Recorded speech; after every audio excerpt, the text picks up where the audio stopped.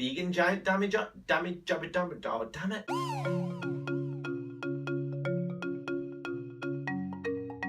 Hello and welcome to Colin's Time to Bake.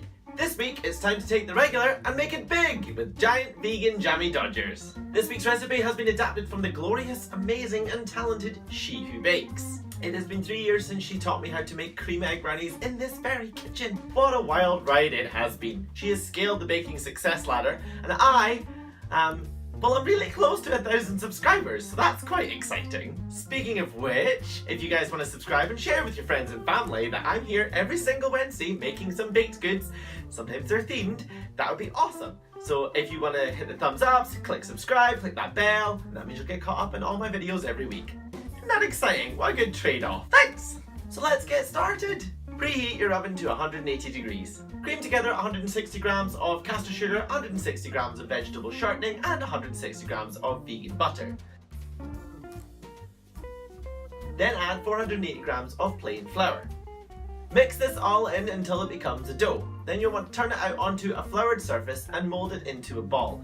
Wrap this up in cling film and stick it in the fridge for about 20 to 30 minutes. Once it's chilled for the first time, oh yeah, you'll be doing a lot of chilling. Cut the dough in half and roll out one half onto a floured surface. If you got spacers, use them. If not, it'll need to be about 1/4 inch thick or about roughly the size of the old pound coins. Remember them! You'll also need one of these, which is just a regular tart tin. You want to take the bottom out of it, use the outside halo as a cutter and cut the scalloped edge out. Halo. Nice and straightforward. So how do you do that? Well, you roll out your dough as flat as you can, push down, and then that's it, really. I mean, kind of built that up a little, didn't I? Now you want to carefully lift this off and put this onto the base of your tart tin. Make sure you have lined the tart tin with greaseproof. If you haven't done so already, then I'm sorry I didn't say it before. Brit says you may have to push the edges in as the bottom of the tin will be slightly smaller than the top. Bake this at 180 degrees for about 15 to 18 minutes. This is going to be your base layer, so when you take it out, pop it onto a wire rack and let it cool. Do all of this again with the other half of your dough, but don't put it into the oven just yet. No. You'll need to create the fun decoration.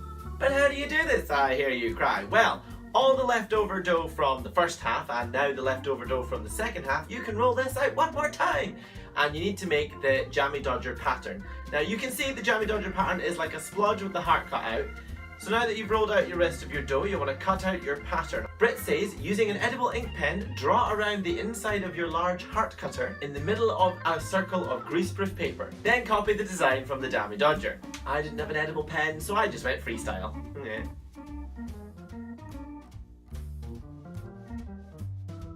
So once you've cut out your pattern, stick it in the fridge for 20 minutes, and then take it out, and then apply it to the top. I got a little impatient at this point and just thought, yeah, I'll just stick it on right away. So I did.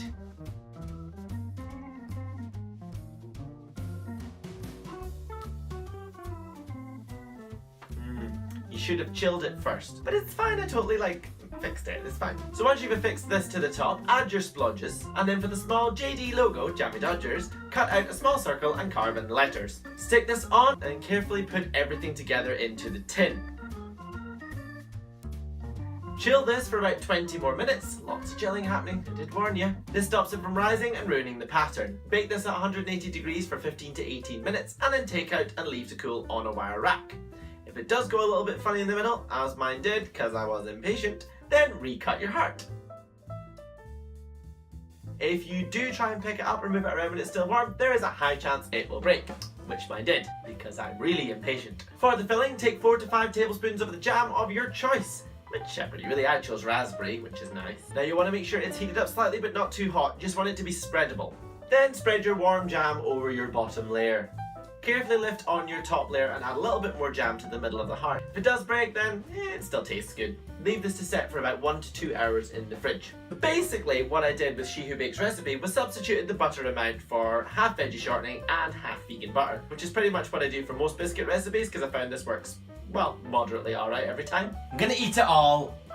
If you don't want to make a giant Jammie Dodger, you can just make smaller ones. There you have it, giant vegan Jammie Dodgers. Don't forget to subscribe and say hello on my social media and check out my website. Also, head over to shewhobakes.com. My name is Colin, this is Colin's Time to Bake. Thank you very much, and I'll see you soon.